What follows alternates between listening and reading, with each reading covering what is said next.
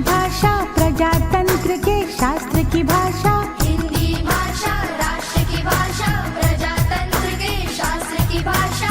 देवनागरी लिपि में भाषा, जन जन के मन की अभिलाषा। हिंदी भाषा राष्ट्र की भाषा, प्रजातंत्र के शास्त्र की भाषा।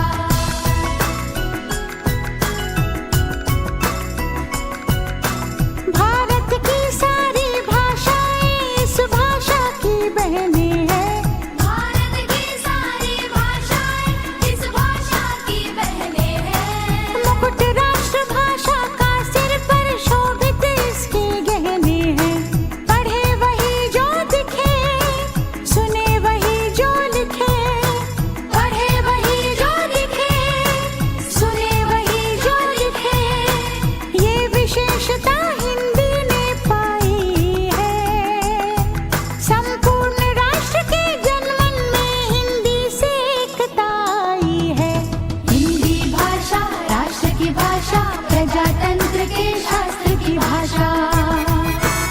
विश्व के सारे ज्ञान है इसमें, जन जन के मन यही रमी।